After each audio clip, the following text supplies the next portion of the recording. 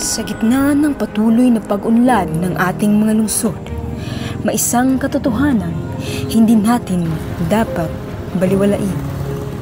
Ang lumalalang isyu ng overpopulation at urban overcrowding.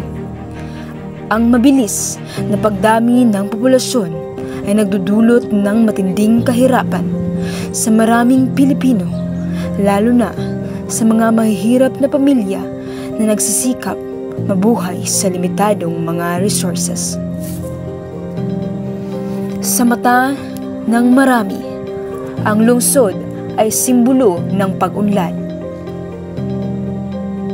Ngunit sa likod ng mga ito, may isang realidad na dapat isinasantabi. Ito ay ang kahirapan.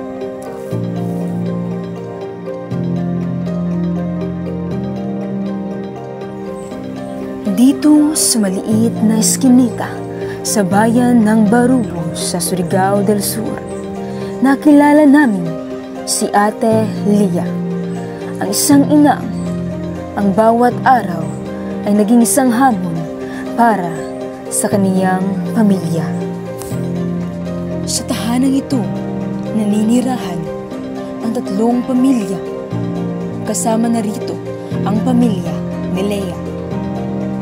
Siksikan silang 15 dito at pinagkakasya ang maliit na pagkain para sa lahat ng miyembro ng pamilya. Sakit kasi parang sumasabog ang mo sa problema, makaiyak ka na. Paano sila makakainan naman? Paano ka makahanap buhay? Paano ka makasurvive na hindi nila maranasan yung paghirap ba? 2 beses lamang sila nakakakain sa isang araw at naaapektuhan ang mga anak nito.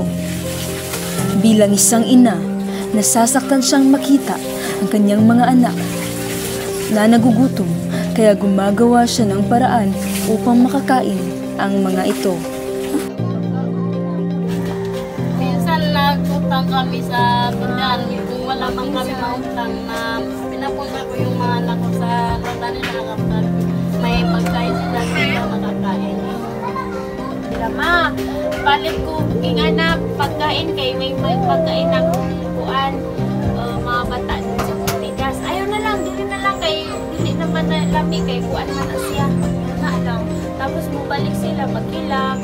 Natulog na lang kay pagkamata nimo pagpalit ka og kuan na makaon na matulog sila pag mata nila. Asa akong makuha pagkaon. Aw niya na lang kay wala pa imong papa. Ana lang. Dili makakuan ba? Ako galing minsan sinasabi ko sa kanila kapag may naingit sila na sabi ko, mamaya na lang kayo, kapag makakuha tayo ng pera, ibibili ko kayo lahat niya. Yun lang para mawala yung paniningin sa mga. Sa isang lipunan kung saan ang kakapusan ay isang pang-araw-araw na katotohanan, ang mga magulang ay gumagawa ng lahat upang mapawi ang inggit ng kanilang mga anak sa pagkain ng iba. Sa isang mahinang bulong, inaaliw ang mga bata. Inaantok sila sa mga pangako ng isang masaganang kinabukasan, isang baka bukas. Ano yung mga sa mga anak na muna na yung mga makita nila ng mga nanay, mga gila sa mga bata pa, mapahilak tagod kay kita na makita na may mga anak na makita sila na sila yung mga gustuhan. Sa puntong ito ay hindi na mapigilan ng kapatid ni Lia na umiyak nung naibahagi niya ang panahong humihingi sa kanya ang kanyang anak, ngunit hindi niya kayang ibigay ang kagustuhan nito. Ito ang kuwan nila, napulot lang.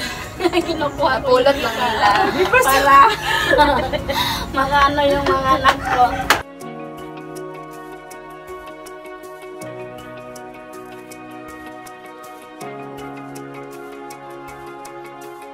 Luto ko ng kuan Lucky Men na isa ka baso ang yung isa, duwa ka baso ang inanak ko ng Para lahat sila sabaw. makasabaw.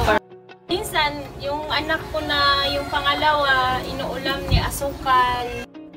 Sila ang mga klase ng inang kayang magtiis, makakain lang ang kanilang mga anak.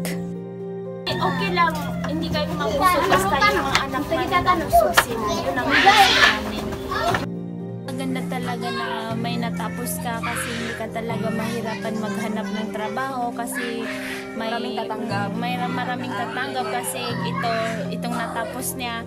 Tapos hindi ka tulad namin na walang natapos. Tapos maghanap ka ng trabaho, walang basta-basta magtatanggap sa'yo kasi wala kang natapos. Yun, hindi namin gusto na baka yung mangyari sa amin, mangyari din sa anak namin. Gusto namin yung makatapos rin sila para maganda rin buhay nila kahit may asawa na sila. Simula ng bata ko na laging masakit ang naranasan ko hanggang ngayon ba sabi ko, maranasan ng mga anak ko. Hindi basta-basta ang magkaroon ng malaking pamilya. Ang overpopulation ay hindi lamang bilang ng mga tao. Ito ay isang salamin ng matinding paghihirap na dinaranas ng mga pamilya sa araw-araw. Limitadong pagkain, kakulangan sa disenteng tirahan at mababang kalidad ng edukasyon ang ilan lamang sa mga hamon na kanilang hinaharap.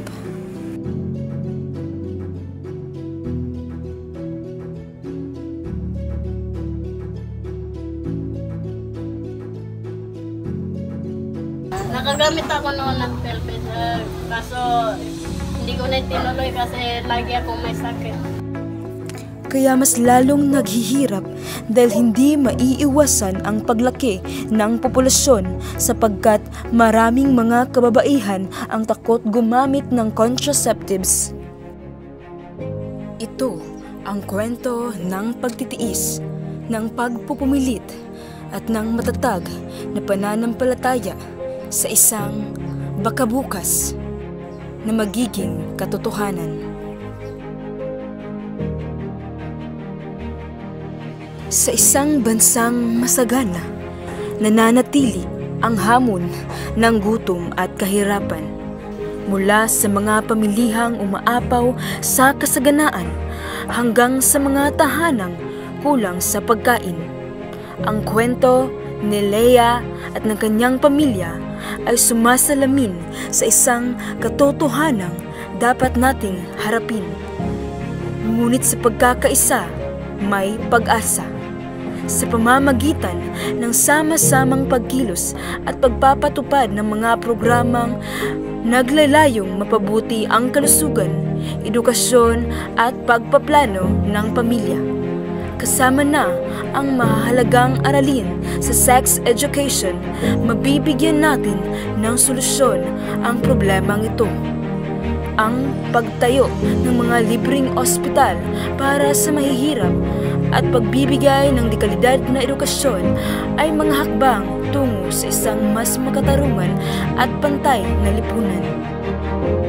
Tayong lahat ay may pananagutan. Tayong lahat ay may kakayahang tumulong upang mabawasan ang gutom at kahirapan at mabigyan ang mga pamilyang katulad ni Leah ng pagkakataong mabuhay ng may dignidad at kasaganaan.